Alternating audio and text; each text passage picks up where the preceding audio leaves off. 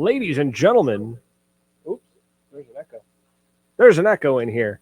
Ladies and gentlemen, welcome to episode 416 of the Maritime Paintball Podcast, coming to you live on 97.9 FM CHSR, as well as on Facebook, YouTube, and Twitch. So you can come find us over there if you really, really want to. My name is Brad Odell, and with me, as always, is your king of paintball.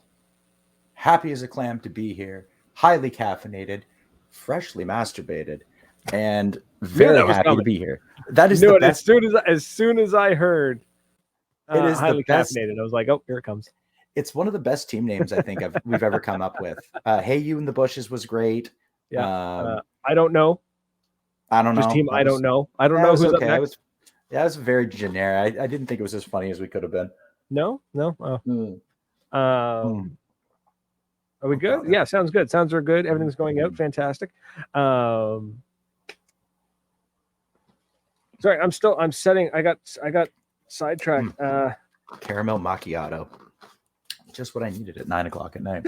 So it is. Sorry, I'm totally derailing this conversation real quick. We have to go. That didn't take long. So my stepson, I just got a message from Brittany. My Grayson goes, where is he? Just goes up to her out of nowhere, unprompted. Where is he? And she says, who? And he says, you know who? And he's like, yeah, but what's his name? You never say his name because he doesn't. It's where is he? That's all he says is where is he? He has always done that. Yeah, it's like, what's his name? You never say his name. And he just replies, but where is he though? I seen him leave when it was light out. He's gone to get milk, you little shit, and he's not coming back. Go to sleep or he'll never return. Oh, that's savage. He's gone for cigarettes. Oh, man. Beautiful. So tonight we get to talk about some cool stuff. You found some goodies. You found some goodies for us on the internet to talk about. And I am looking forward to this because you started to tell me earlier, and I figured we'd save it for the show because for those of you who don't know what paintball story time can be like with Bradley and I, is Bradley's going to show me and tell me some really cool shit about the history of paintball. And those of you who are listening on the radio, paintball is a sport where we put these little balls of paint in a marker and shoot. No, being an arsehole.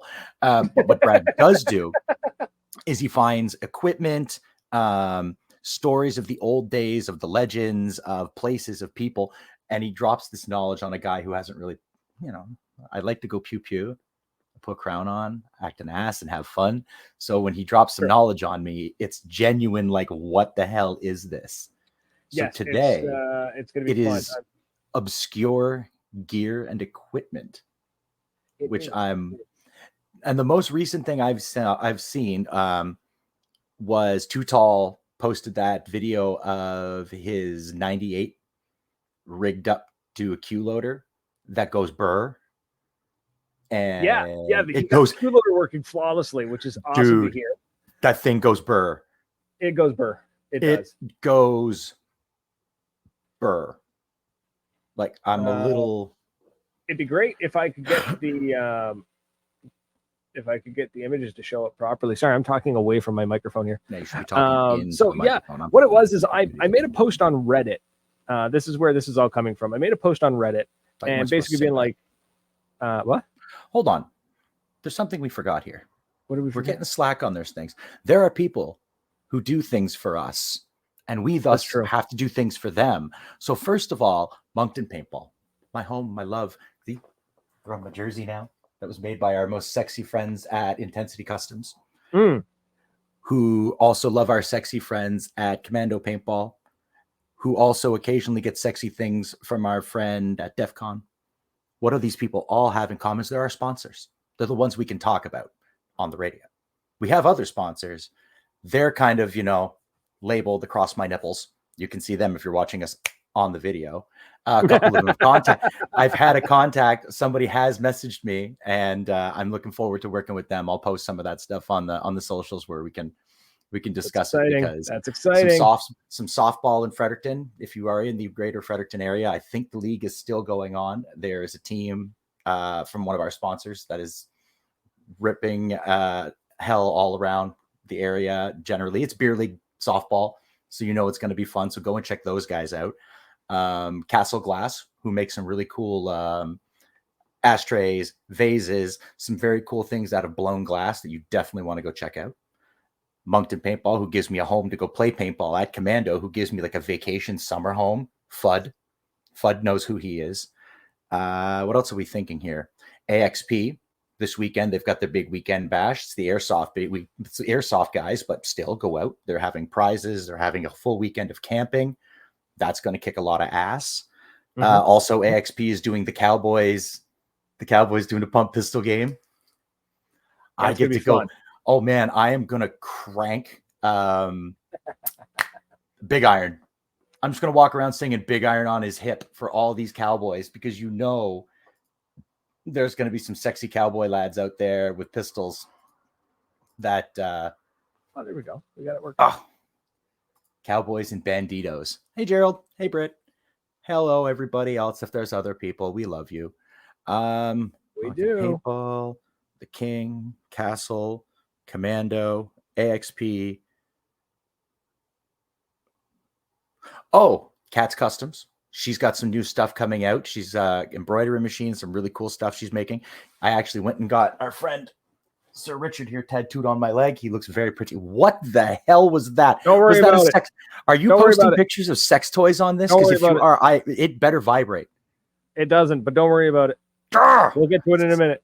All right. I'm pretty sure we've covered everything else, because these are the sexiest people out there. Oh, okay. No, am I missing anybody? I don't think so. I don't think so. Nova? I'm almost mad at him. Son of a bitch God love him. I shouldn't say that, because I'm sure his mama's the sweetest thing. If he's any indication, his mama's probably as sweet as sugar. Keeps trying to get me to go down there. And I was talking to Mrs. B, and Mrs. B mentioned the passport situation. We got to go get it filled out, because the prince is going to go traveling with his mother at some point, and I have to, sign off on that stuff. And I got to go get it, because the great TS and K Ron, they're making a little drive down to Florida to go drop off a truck for one of their friends. And I am like this friggin' close to being like, so mama, papa, can I hop in the back of that truck and you could just drop me off somewhere around the lower Carolinas, upper Georgia, at my friend TJ's house, and I'll just go and like camp out there, blow stuff up, beat barbecue, and hang out with TJ. Ooh, that sounds fun. Dude, it'd be so much fun. And Bond Chick. Oh yeah. Man, just from the chats we've had with her, I think that's there's going to be moonshine, and should get Bond Chick on the show. How come we haven't got her on the show yet? I don't know, you slack ass. You're the one who's supposed to make these. I will reach out to Bond Chick right now if she's not listening, and I bet you she is, because she's sexy and awesome.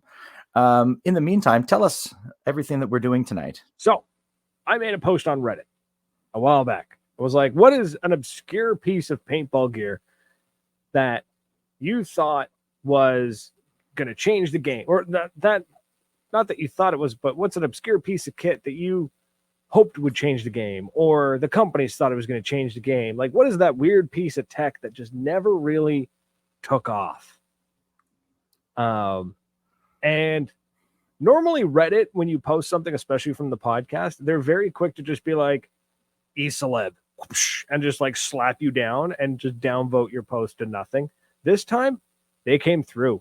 120 plus comments on this. Oof. All right, we got some beautiful gear. Some of it I knew about and I expected to see. Some of it I had forgotten about, and some of it I didn't know existed. So that's what we're going to go through. The first one, we're going to go without the photos. There's a couple of them. There's one in particular that I don't have a photo of, because there was never a photo available. Very cool piece of tech called a HydroTec Paintball. So the average paintball is made from PEG. I don't know what the full word is, but it's basically like it's essentially gelatin with like a water-based fill that I think it's water-based or it's silicone-based. And it's but the idea is that it's, it's lightweight, it breaks, and it's not supposed to stain. It's supposed to be harder to wipe, all that jazz. HydroTec used kind of like a cornstarch material in the inside, so it was actually a non-Newtonian fluid, which meant that upon impact, the fluid inside would actually harden up and shatter and then turn back to a liquid. So it would make a much larger like splat, very hard to wipe. And the shell was waterproof. It did not absorb water. Oh, that sounds cool. I could also see that being very expensive. That was the main issue. One was that's cost restrictive. Manufacturing it was difficult because the process it required different machinery. So you couldn't just retrofit existing equipment. You had a whole new factory had to be built to make this stuff. Oh, that sucks. But also they were heavier. So they weren't as accurate. It didn't, because paintball markers are tuned for existing paintballs, for the existing stuff. You could just turn it up. You could. It was it was just like that, the way everything worked, like the way the bolts released the air and like the way the puff of air hit the ball. Okay, I get you. Because that's all finely tuned in the machining and the milling. It was a really, really cool idea that just couldn't take off. Too much money. At the end of the day, it really was money that caused the issue. But a lot of people who use them said they weren't really up to par. Okay. One of the big issues with the non-Newtonian fluid inside of it. For anyone who doesn't know what a non-Newtonian fluid is, it's basically a fluid that acts as a solid upon impact. So if you mix cornstarch and water, it's hard. But if you put your hand on it, it slides through. You can find all sorts of so much fun. Of cool reels online. Hey. But it would hit. What up? And it would break, like the fluid would go hard. And sometimes it wouldn't stick to you because it would go boom and it would bounce off you. Because of then it becomes a matter of consistency with the shots. So it's not just a matter of so there was a lot of things that just wasn't quite ready. It was a really cool idea, and ultimately I think if they could develop a waterproof shell and leave whatever's inside the shell fine, that would be amazing. I think the Huntsman would have been the closest to that because of that thicker shell. Technically, I think First Strike's powdered rounds are actually waterproof because they use a plastic shell instead of similar to a First Strike rounds shell. Anyways, so that's that. Now that's neat. Yeah. So on to the cool stuff that let's do this. Jimmy Flynn, you cheating bastard. Not like that. How do I always knew you were a wiper? A wiper and there we go. Yes. Oh, the sex toy. Okay. So what is this? So these have two different names. One, some people might know them as JT Speed Pods or Slam Pods. So the Speed Pods were actually part of the Slam system. Okay, hear me out. I know it's a little strange. The idea is that you would get an adapter that would go on your hopper, okay? And you would pull that pod out of your pod pack, and there's no lid. The lid is retractable. It's like an elastic band on the top that holds those fingers in place. So it's like it closes over the top of the pod. Basically a foreskin. I'm sorry, but I know. Yeah. I know. So the schmuck, when you would turn it upside down, the paint wouldn't come out, but you put it into this little adapter and then push on the pod, and it would pull back, and then all the paint would fall in. And then when you pulled it off, the thing would go and go back over top. The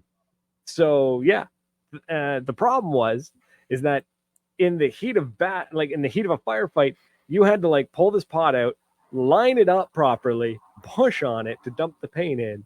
And half the time, there's a chance that if you weren't careful, you would either push the marker out of your own hand or bust the hopper off your feed deck. Yes, that's exactly what I was thinking. I can see, like, snap. A couple of people complained about that. They were like, "I almost broke the feed deck off my marker using these things." Seen how rough I am with gear? Like, I would absolutely break that shit. Like, again, I like the idea of a speed, like of. It's a cool idea. The idea was that it could be used like one-handed.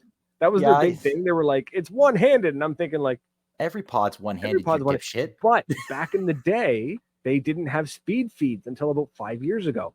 This is like a 12-year-old. You would have to flip the cap, and I suppose, But a lot of people, while firing, they'd pull the pod out, and they'd literally flick the lid off with the pod itself. You use the hinge of the pod, and then pop the top of your Shit. right. So we've done that 1,000 times. It solved a problem nobody had.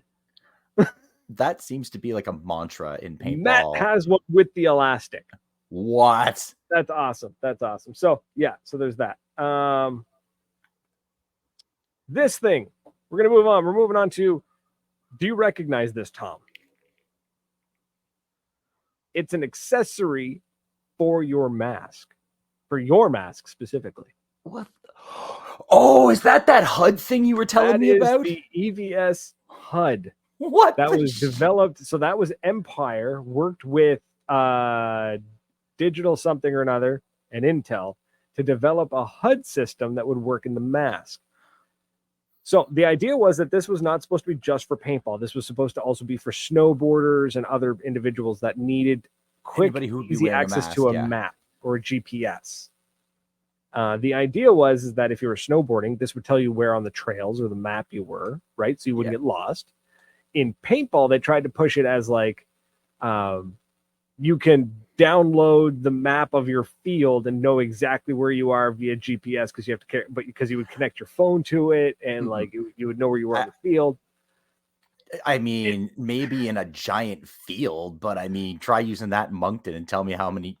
Right? Yeah. I'm gonna get lost trying to use it. I'm gonna end up going to Tim Hortons or some shit. So to get an EVS with this, it was about $700. So it never took off. Now, if I could use that to track where my opponents are, if I could find a way, Matt, you could find a way to cheat with that. It would basically display whatever you wanted it to display. So if you could integrate it into an app of some kind, you probably could. They really talked about like if your whole team has one of these, you could keep track of each other. And it's like that sounds stupid. I don't want to know where Chris is when he's running around on the field. I don't want need to know where Lead Farmer is all the time. $700 on an EVS. Yeah, no, I get that, but I love the idea of it. I really do. I think if it was a little more practical, like again, if I could use it for motion tracking, if I could use it to track my opponent, this thing literally just that would make it worth something. GPS tracker, like it basically put Google Maps in your eye. That's basically all. Oh God, it's like Google Vision, but lamer. Yeah. The Tippmann C3. Everybody knows the Tippmann C3. I've seen one. I've never got to shoot one. I've used one. It looks like such a great. Can I run Family Guy clips while I play? If that's the case, Cameron, you need to find a way to connect to like Pornhub or something and make it really count if you're going to use an EVS or something like that.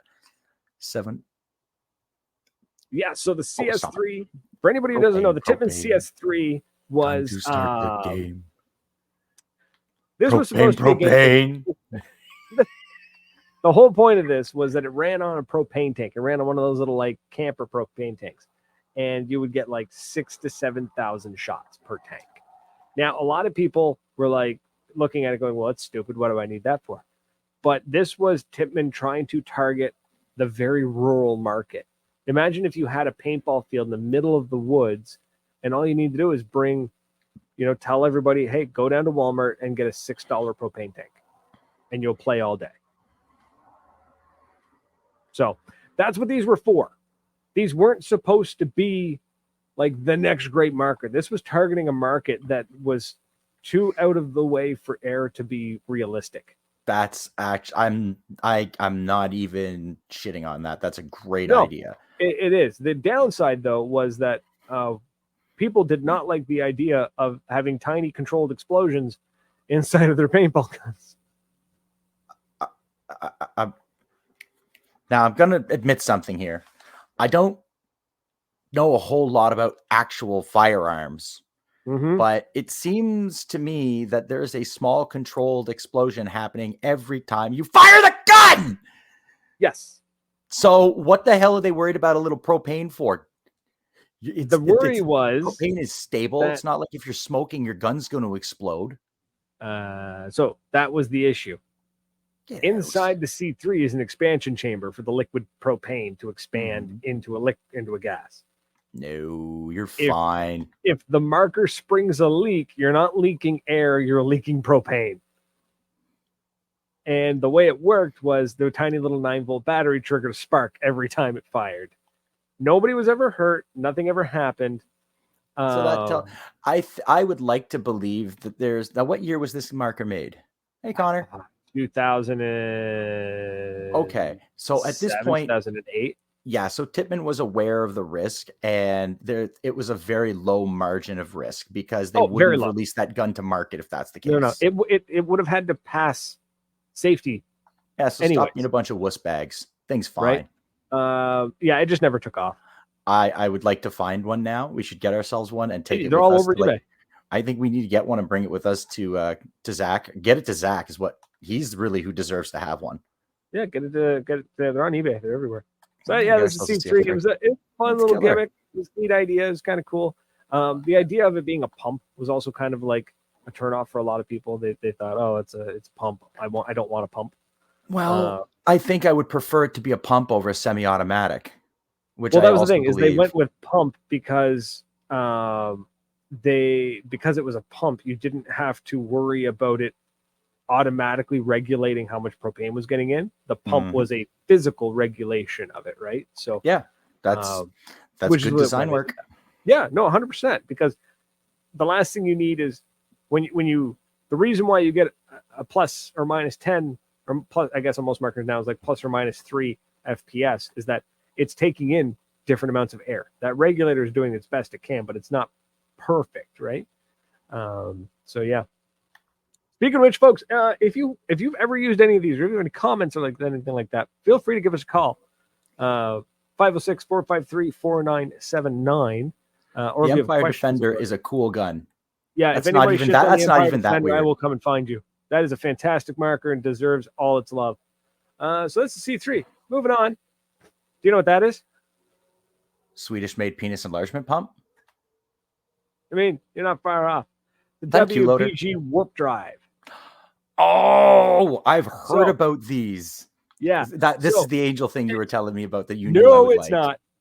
Oh, there's something better. Angel thing. We haven't gotten to the angel thing yet. So basically the idea was, what if your hopper wasn't on top of your marker? What if it was beside your marker? So you could lower your vertical footprint and you could see better. Okay. But how do you get the paintballs into the gun? Well, you got to run them through. You got to run them through somehow. So the warp drive. So it literally fed the balls out of the hopper up into the tube, and the tube fed down into the marker. That was it. It was a warp drive. And so there was a really cool idea. It was a really cool concept. And I understand what they were trying to get at was that like the hoppers are in the way. It's hard to hide behind a bunker when your hopper is so high up. This is back in the day too. This is back in the day when the feed necks were much taller. Everything kind of stood a little bit higher, right? So it was trying to solve the problem. It's like squished. The downside was that like you had to tune everything. The hopper had to feed at a certain rate. The tubing had to be set just right, and if you hit the tube and break a ball, and it's like it was Jesus, they were really cool, and I would love to own one. Very cool, love to own one. Very niche need, I think. I feel like the Savage one has one. I think Savaggio. I would bet Savaggio or one of those guys has one. And sure he does. And if you are a tinkerer, I guarantee you love it. But if you're like me and you want shit to work when you want it to work, this is not for you. Right. The Qloader. Oh, we're getting. I don't even know if Brett's going to talk about the Qloader. It's on the list. So this is the warp drive. Kind of a neat little gimmick, right? Kind of cool. That is. It's really neat. Yeah. It was kind of cool. And one thing that was really neat about the warp drive, and it's a feature. I don't know if it was a feature that they really thought about until after it was designed. It was made. Is it a feature or a bug? No. It was an actual feature that it turned. I think it was like a happy accident. People realized afterwards that when your hopper was empty, you still had like 15, 20 balls in the hose. Oh yeah, I suppose that. Right. So you suppose in the hose. But you had to fill the hopper because if a ball wasn't coming behind, they wouldn't push them through. Oh, okay, I get you. But like after the first, you could get a full hopper plus 15. You know, like that, that kind of thing. So anyway, there's a neat little feature. This is the thing from Angel that I wanted to talk to you about. Is that a digital regulator? That, my friend, is a digital regulator. That is neat as hell. Made by Angel Air. The idea was that it would give you the output of the tank, but it was also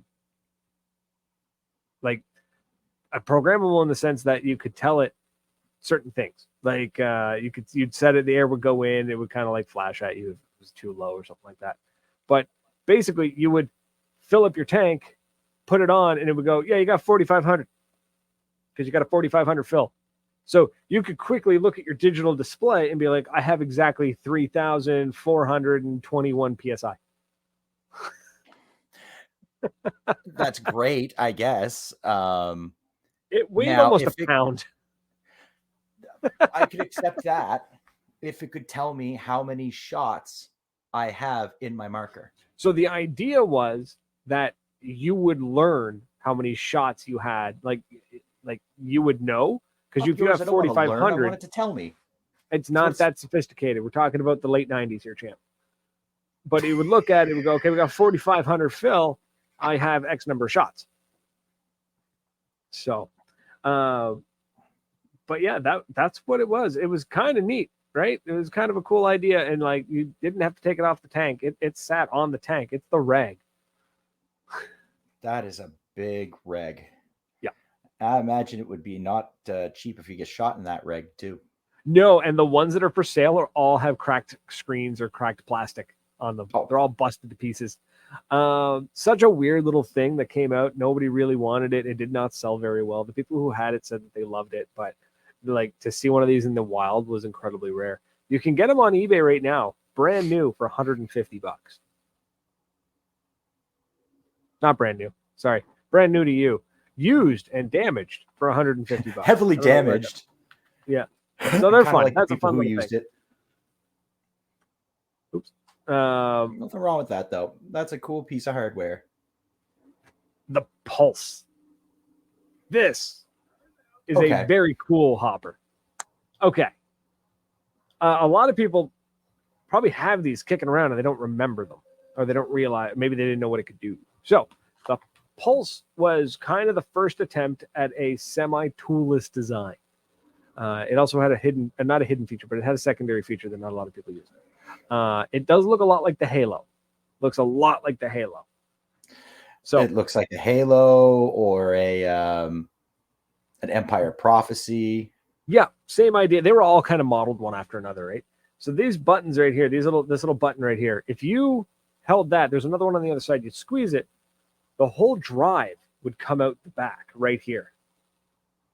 The whole thing would slide out one big chunk. Shoop. Oh, instead of splitting in half, the whole drive came out in the back. Yeah. And the idea was that the drive spun, right? Like the most hoppers now, where it spun horizontally and it fed the balls down, right? Mm-hmm. But instead of being clamshell where you take it apart and you take pieces out, the whole drive comes out. So you could swap the battery or whatever parts need to be replaced. The downside was if you broke a ball, you still had to unscrew the whole hopper. Oh. Yeah, back in the day when everything had screws in it. Now, yeah, I do recall there being a lot of that in the old days of having to always have a screwdriver or have some tools on you to do anything. Yeah.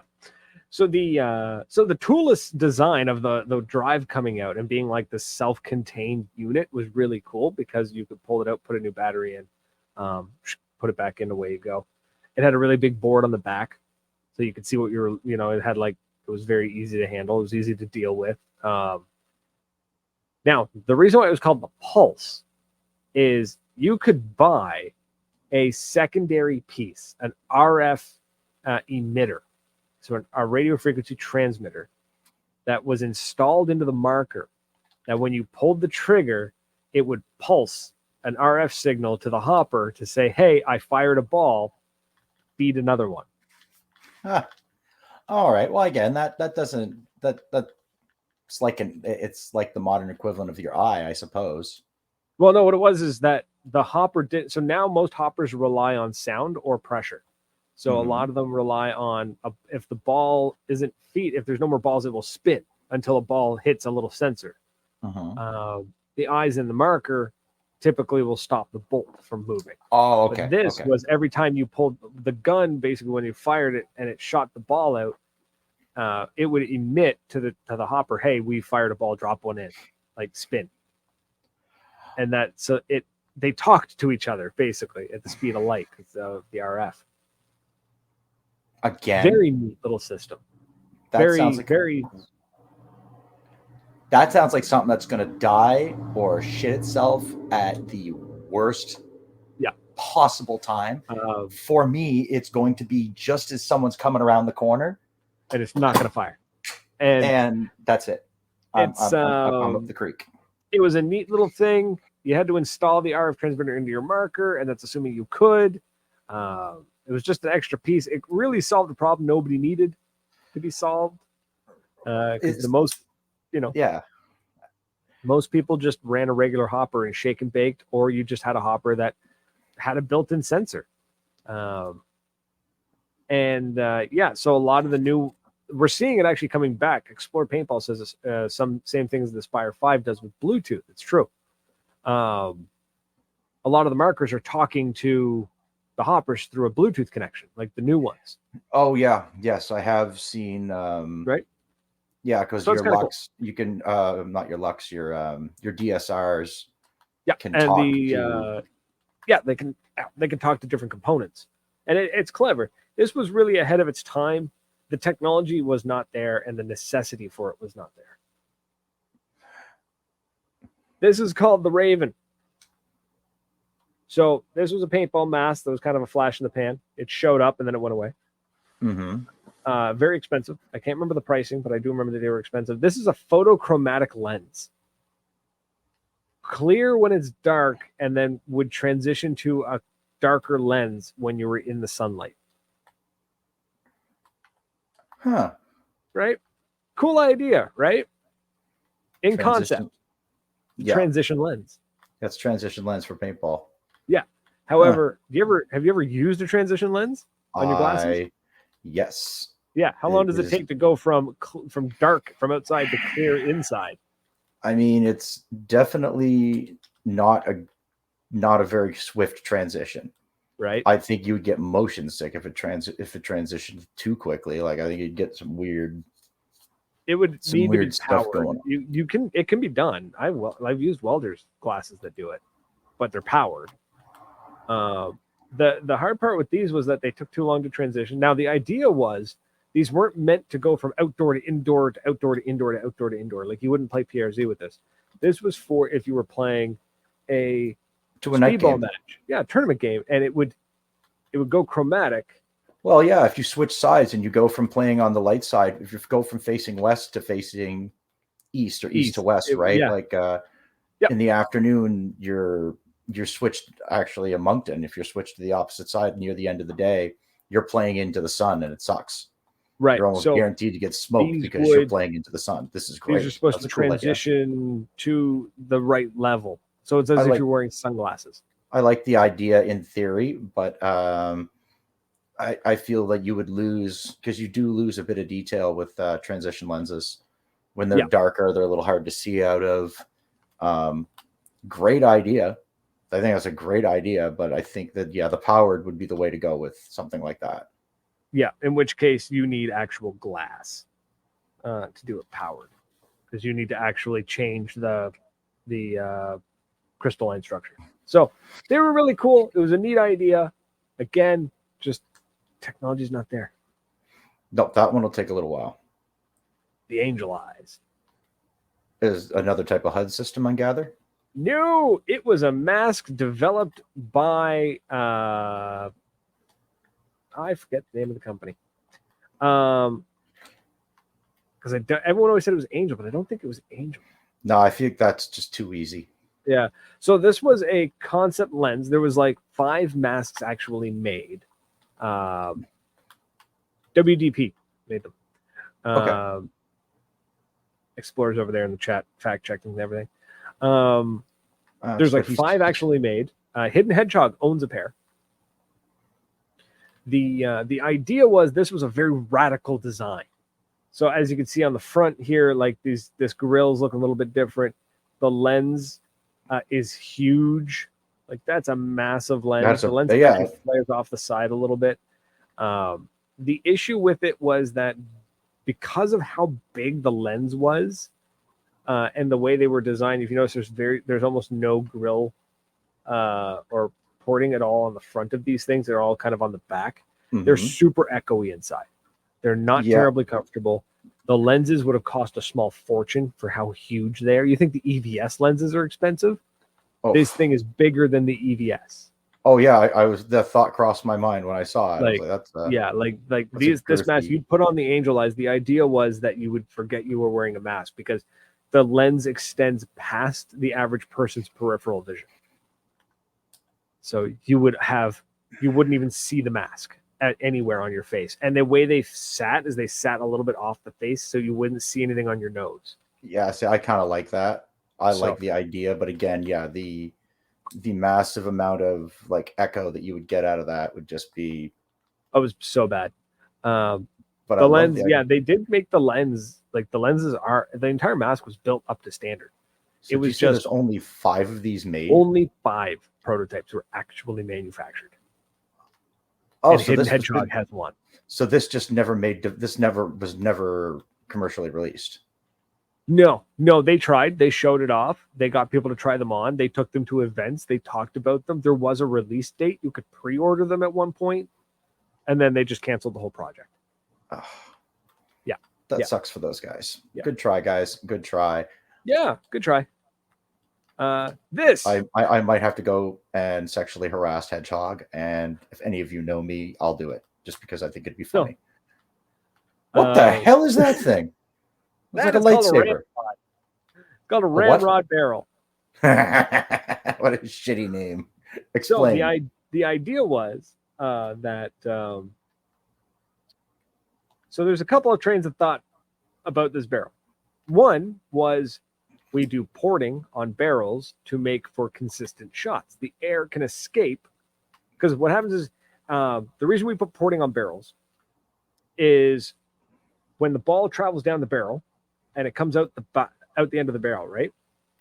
If you just use a straight pipe, you end up getting a puff of air expands rapidly at the end of the barrel, which will cause the ball to do all sorts of weird stuff. And it'll go off in odd directions because that puff of air will push on it because the air is under pressure in the barrel and it expands when it gets out.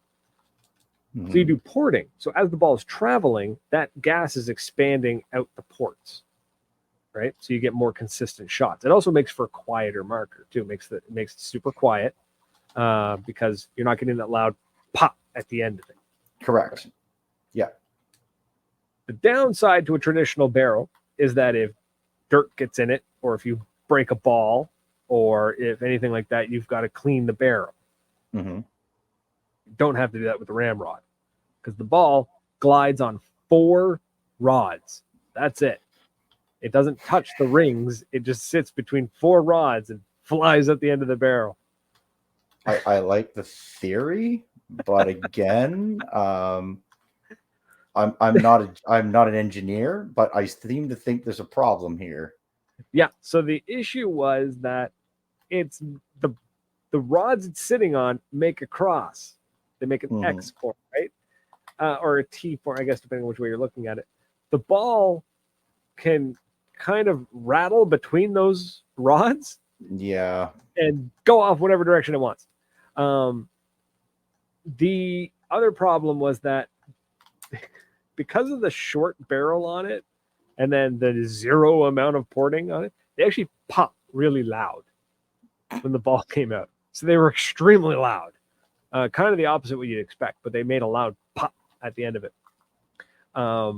And while the concept of, if you break a ball, it's super, you don't have to worry about it, just keep shooting. It didn't quite work out because if you broke a ball, the shell could actually get caught on those rods and you would break the next ball. And then if you try to clean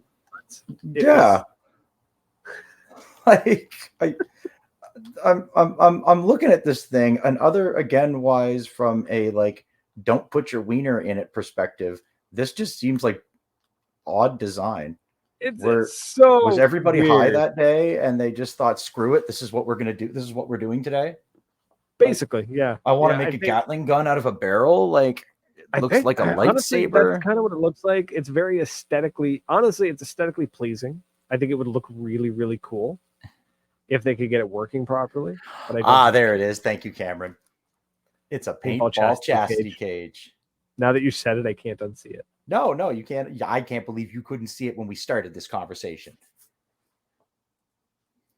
So anyways, trying to clean it was supposed to be super easy because you didn't have to you'd only have those 4 rods. You just jam a barrel, clean it, swab down it, and it would just be pop, pop, pop. It was all clean. Yeah, laugh it up. Oh, I am. I don't need your goddamn permission to laugh at this shit. There's I did find online that there was a guy that he's I'm assuming a machinist. He remachined the back of that barrel to make it freak compatible, so that he could screw it onto the back of a freak kit.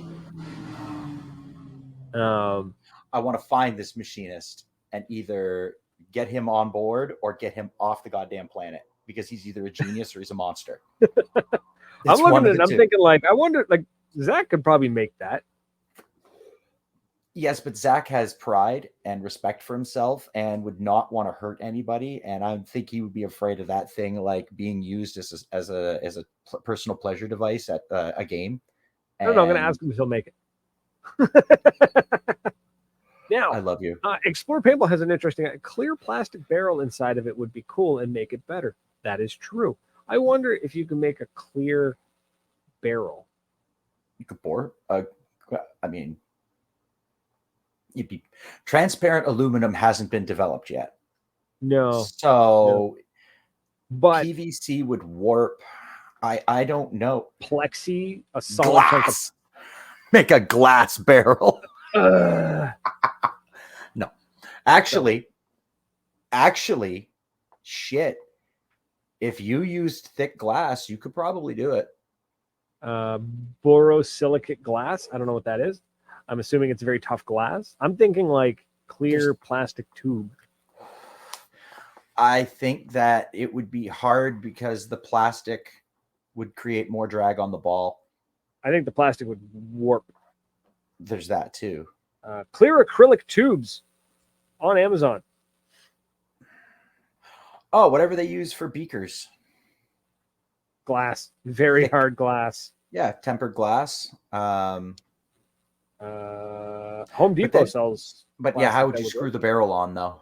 That's where you get the mill. And you just mill it. Mill the plastic. Plastic can have threads.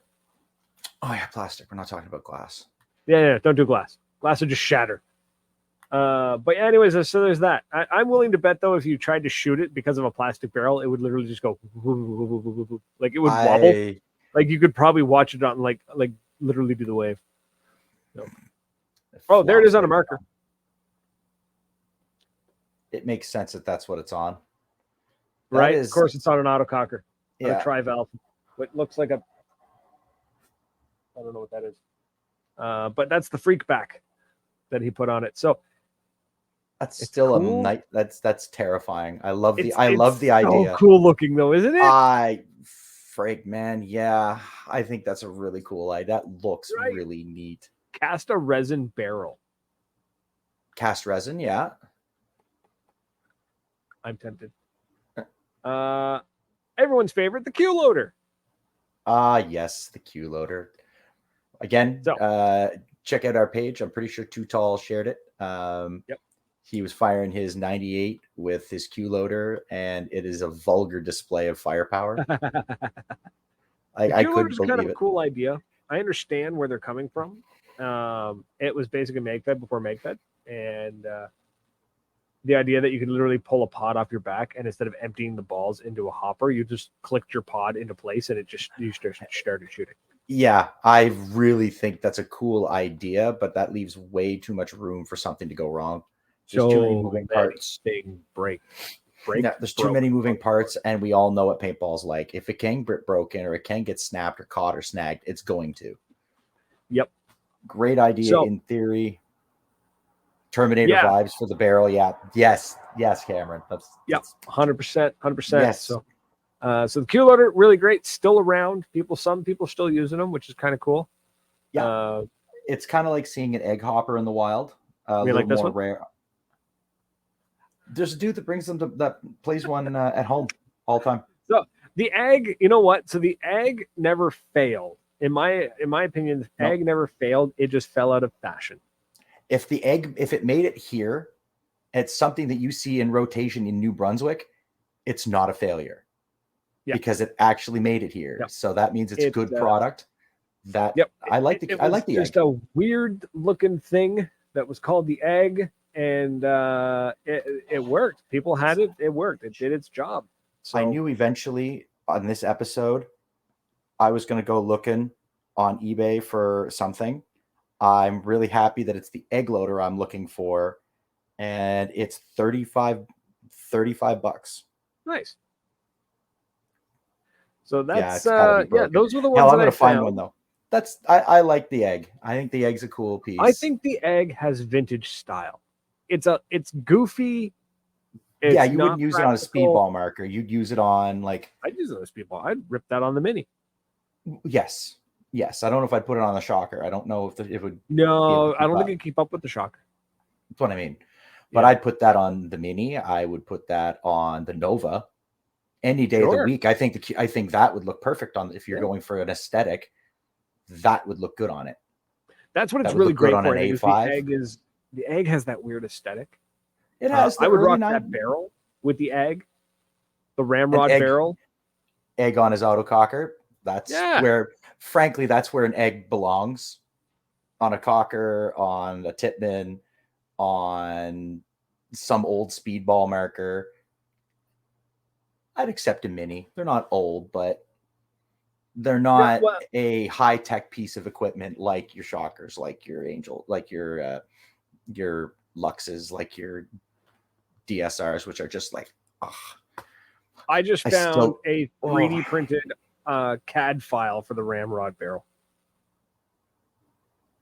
Zach, send it to Zach. Don't even ask. Just actually send it to Jacob. I'm trying to see if anybody has the barrel for sale to see if I can buy one, and I can't. Nobody has them. I actually got to use Josh's cocker last week. That sounds terrible. Yeah, it's what an absolutely beautiful piece of equipment. Little, not quite something I would use them for me. They're beautiful, but they're so fussy. You got to know how to use it, right? Like to pick up somebody else's and try and use it, you're not going to have that great of a time simply because it's not yours. Yeah, exactly. That's something I always liked about some markers, and I think that's something that I liked about the Hellion is that if you get that thing tuned for you or tuned for the owner, primary user, we'll say. It's probably one of the most reliable. Like Pat's Supernova was really, really nice, but I personally liked mine better. But that's also because I've spent more time with the King's hammer than I did with his. But yeah, no, exactly right. It's got to be. It's got to be for you, right? Some markers you can pick up and use right away, and some you've got to kind of get a feel for them yourself, I think. Because I've used markers that I know for all technicality, those markers are fantastic. They should be the bee's knees, and some of them I'm just not impressed with, and I should be. And it just doesn't make. I'm a fussy bitch like that. No, I mean that makes sense. I mean, if you compare it to something like a sports car, I'm not that impressed with Lamborghinis. I don't like the way they look. It's fair. Right? Lambos are a certain type of aesthetic. You have to be. That's. I think they're boring looking. To be honest with you. They're the Lux of paintball. They're the Lux of their cars. Yeah, they're the Lux of paintball markers. Yeah. And again, it's no shade. They are absolutely like schmexy. Damn, I can't find a ramrod barrel anywhere. Ramrod, you. Yeah, Rob used to have one. The arms got bent easily. I want one. I want a ramrod barrel just to own one. I'd trust Rob. He would know these things. I want one so bad. Yeah, I'm just gonna get bent to shit. I don't care. Why? That's why you get one made out of get a CAD file and get one made. Oh, I really should. See if Zach can print one for me. Maybe he can mill you one. Probably could he mill you one? He probably could. I'm gonna send Zach a message right now and be like, "Hey, can you make this? Can you make this?" Yeah. Like, if money was no option, could you make this? I'm sure he could. I'm sure he would try like hell. I would. I don't know where I would get the money, but I would find a way to do it and be like, dude, make this for me, please. Thank you. That'd be great. Thanks. Okay, thanks. Bye. Yeah, basically, right? Like, hey, man, thanks for doing this. Okay, I want this. Thanks. Bye. Where are you? There you are, Zach. Zach. Hello, Zach. He's not paying attention. No, Zach. not at all. There, done. Okay, perfect. Back to the show. Back to something more serious. Yeah, we got about 9.5 minutes left. I'm sorry, we have thrilled. 11.5 minutes left. We have 11 minutes. Tell me about the joust, by the way. How'd that go? The joust, yes, the joust at Moncton Paintball went swimmingly. Actually, everyone seemed to have a good time. We ran a single. Yeah. So we had two teams. We ran singles, and it was great. I think the biggest streak was 6, and Nice. that was awesome. No, everyone had a good time. There was a little bit of arguing, to be expected. Nothing nothing terrible. Your typical paintball tournament arguing with the ref. Well, there should be. I mean, there's always going to be a little bit of arguing with the ref. There's always going to be a little bit. The best part was when the ref literally showed him the video of him messing up.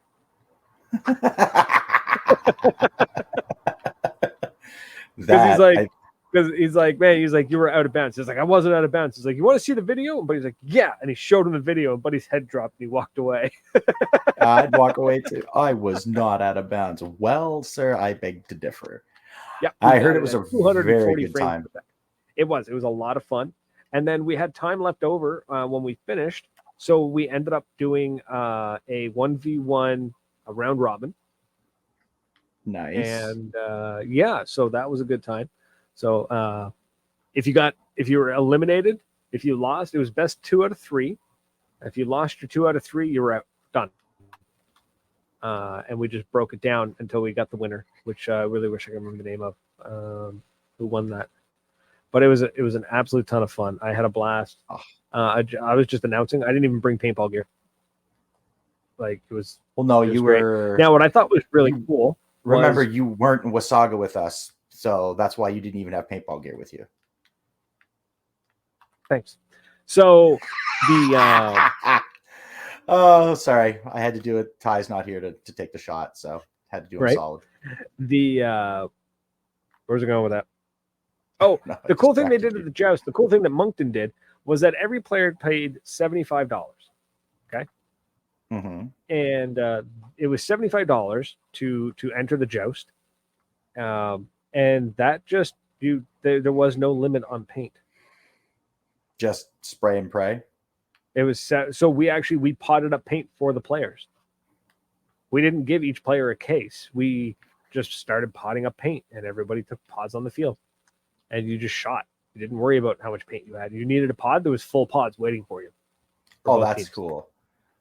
I think that's a great idea. Yep. So it was the equivalent of every player basically getting a case of paint, and no entry fee. And if you shot a full case, you shot a case. If you didn't, you didn't. That kind of thing. So it was just really great that we were able to do that, so that you charge the players $75 and just say, "Hey, grab pods. Don't worry about the paint. Don't worry about it. Just grab it."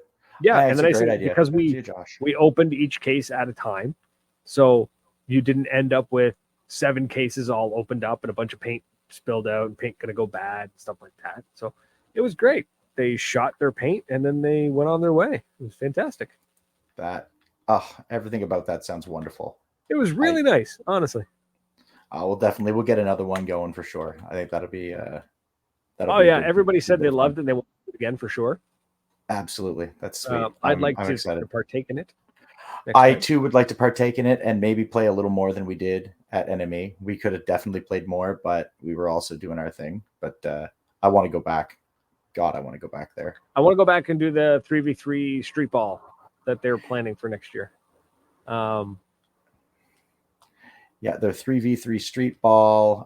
There's a couple little things that are going down that I really hope kind of get some traction because I want to play more. And it would be fun. I enjoy going down there with those lads. They're a lot of fun to play with. Yeah, I'm gonna hopefully get out more before the end of the season. We still have September and October. Yep. If everything goes well, I should be free as a bird on the weekends. So if things go well, that's always not ominous. That sounds delicious. I'm really hoping for it. Me too. So that's going to be fun. Yeah. What else we got going on? We got about 6 minutes left till the end of the show. I don't know.